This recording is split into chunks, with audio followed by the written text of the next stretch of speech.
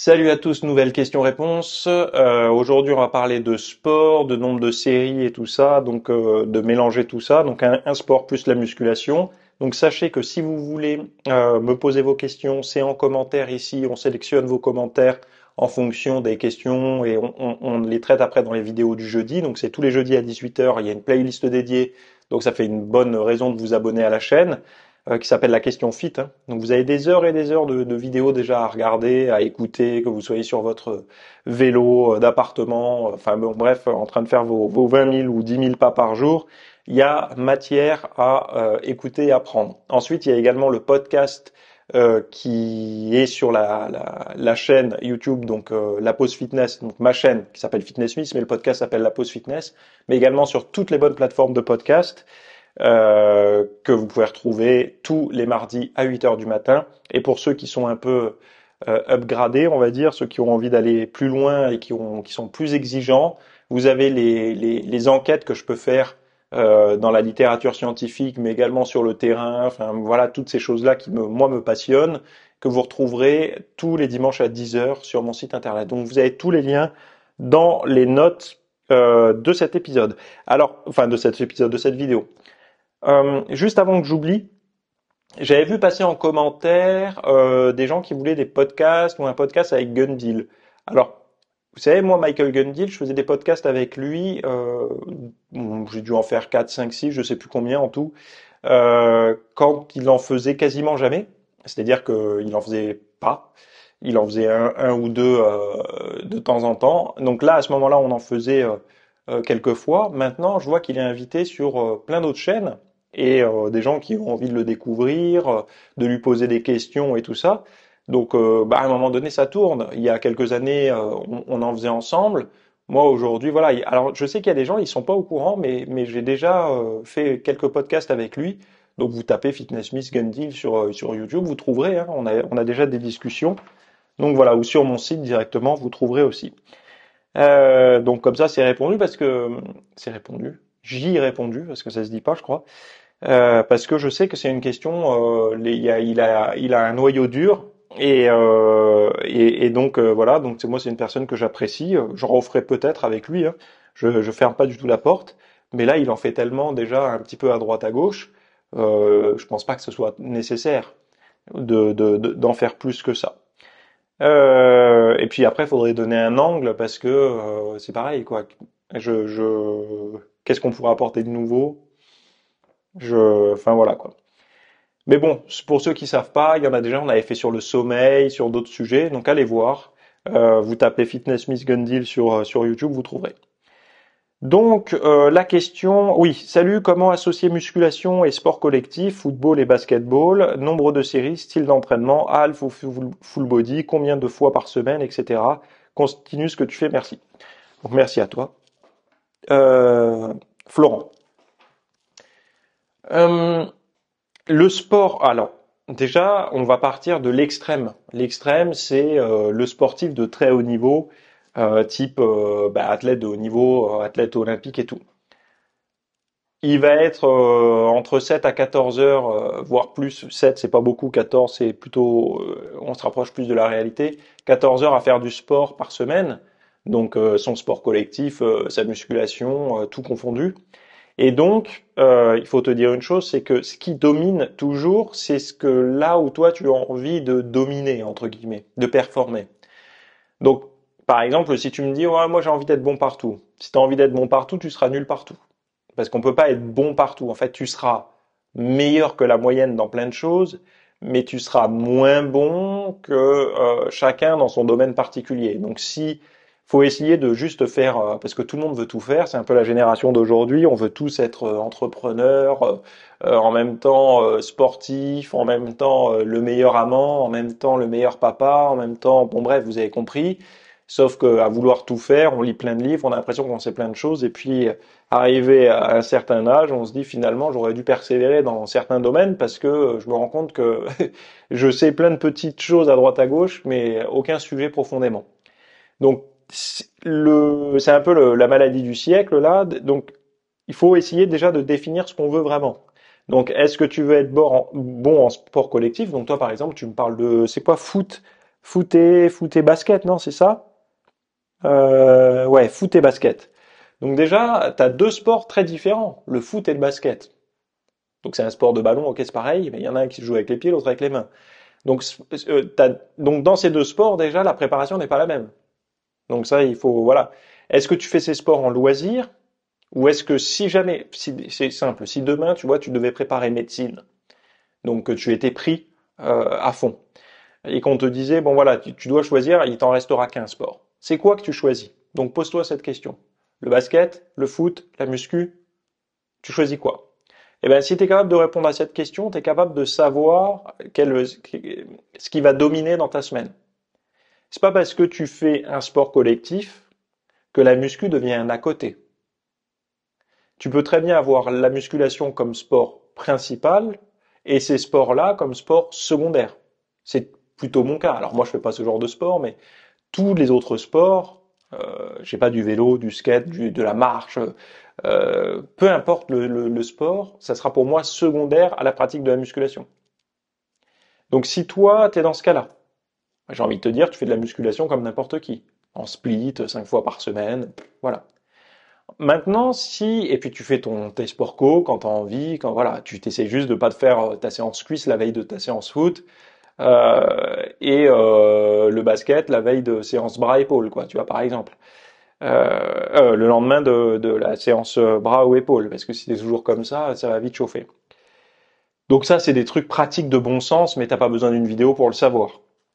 Par contre, c'est l'inverse. Si tu me dis, moi, ma vie c'est le foot, j'ai envie d'être le meilleur au foot, voilà, la muscu c'est juste pour travailler un peu les antagonistes, essayer d'avoir un peu plus de force, travailler mon explosivité. Et là, je te dirais, ben, c'est différent puisque déjà tu devrais faire plus de foot dans ta semaine que de muscu. Donc ça voudrait dire qu'il faudrait faire au moins 3 séances et demie, enfin 4 séances, on va dire, de foot et on va dire 2 séances muscu. En fait, moi, j'essaye d'être logique. C'est-à-dire, j'aime pas le 50-50, on essaye enfin voilà, sinon il n'y a pas de progrès, on essaye de bricoler et tout. Ou sinon c'est du loisir, et si c'est du loisir, bah tu fais un peu comme tu veux en fait, hein. Mais dans ta question, j'imagine que si tu veux être musclé, c'est la musculation en priorité. Si tu veux performer dans ton sport, c'est plutôt la préparation à ton sport la priorité. Donc faire ton sport une priorité. Donc déjà les séances de foot ou de basket, c'est ta priorité. C'est là où tu vas avoir le plus de séances par semaine.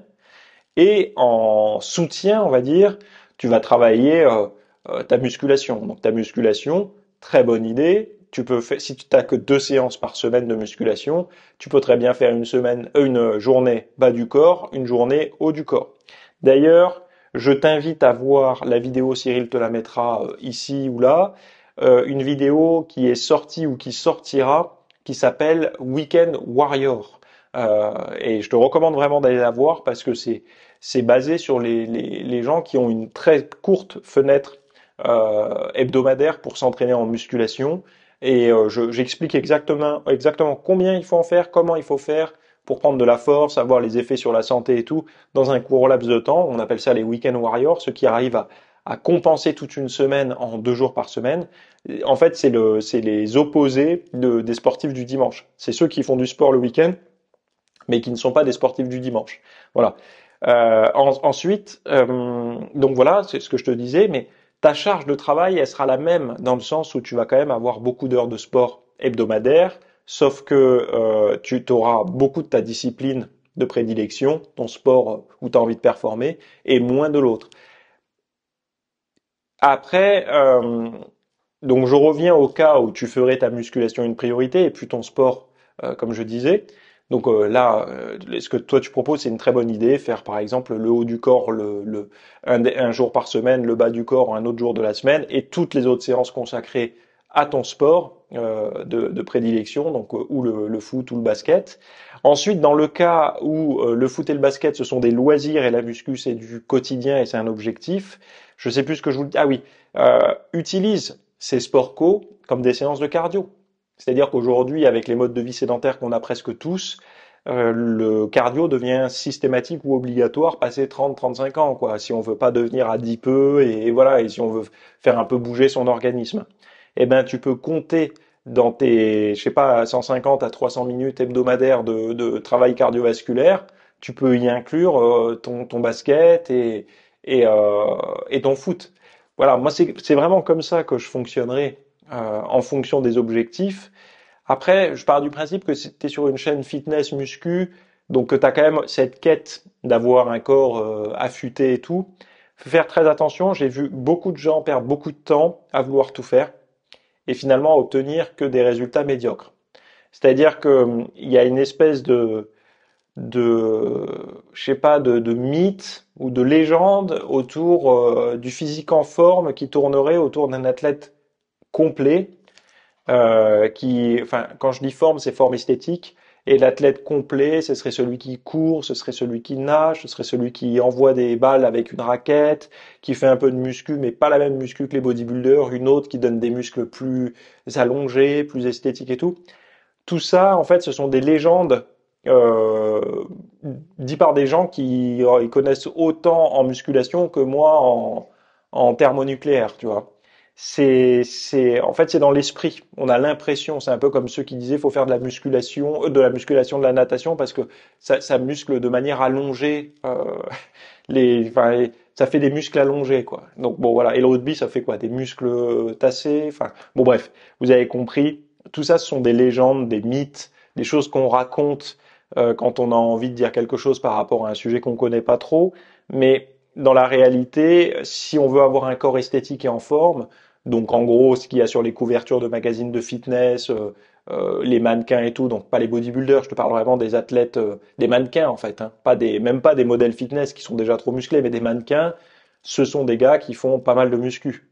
Regarde-les, les tops du top, là, il y en a un, je sais plus comment il s'appelle là, un Italien très connu, je sais plus quel âge il a.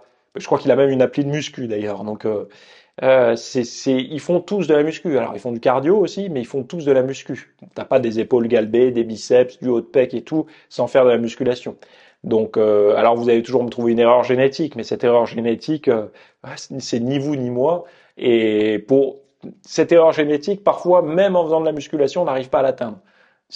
Voilà, c'est triste, mais c'est comme ça. Donc, pour un physique en forme, donc en forme esthétique, je parle, hein, parce qu'il y en a peu qui osent dire ça. Aujourd'hui, la mode, c'est la force à tout prix, être un bonhomme viril et poilu. On peut avoir le désir aussi d'avoir une forme esthétique, en tout cas esthétique pour soi. Et ça, disons que le chemin le plus rapide pour l'obtenir, il me semble que ça reste quand même la pratique de la musculation sous une forme ou une autre, c'est-à-dire essayer de progresser avec des poids, des haltères ou des machines, ou son poids de corps même, mais d'essayer de progresser et de mettre de la contrainte au fur et à mesure du temps pour essayer de développer un physique, quoi. Voilà. Donc c'est mon point de vue. Encore une fois, je sais qu'il n'est pas partagé et je sais qu'en ce moment il n'est pas populaire du tout puisque on essaye de vous faire croire que vous pouvez obtenir un physique de dieu grec avec des pratiques souvent étranges, mais j'essaye de remettre l'église au centre du village de temps en temps. En tout cas, par rapport à ce que je peux connaître et ce que j'ai pu lire dans la littérature scientifique, il y a, il y a beaucoup d'erreurs dans les recommandations actuelles, non officielles, je dis, hein, parce que officielles, les choses sont claires, mais non officielles, elles le sont pas trop, pour prendre de la masse musculaire ou avoir les abdos apparents ou autre quoi. Voilà. Donc la semaine prochaine, on parlera de trop de protéines et de danger, de diète cétogène et de catabolisme. Donc voilà. Donc n'hésitez pas à vous abonner pour pas rater les prochaines vidéos. À la semaine prochaine. Petit message avant de partir, si ça vous intéresse, je vous ai mis en PDF là juste dans la description, vous avez un lien des aliments, je crois qu'il y en a 13 en tout, c'est les 13 aliments pour la perte de graisse, la sèche, si ça vous intéresse. Ce sont des aliments que moi je consomme et c'est vrai que si vous les incluez directement dans votre quotidien, bah déjà vous faites un petit pas en avant pour des bonnes habitudes pour la perte de graisse. Je pense plus aux petites habitudes comme ça qu'on met en place au fur et à mesure que des gros changements brutaux pour manger sainement et essayer de perdre du gras. Donc si ça vous intéresse, je vous ai mis un petit lien dans la description. C'est gratuit, hein. Vous avez juste à cliquer, vous y accéderez après par la suite. Voilà. Je vous laisse ici et très bonne fin de journée à toutes et à tous. Bye.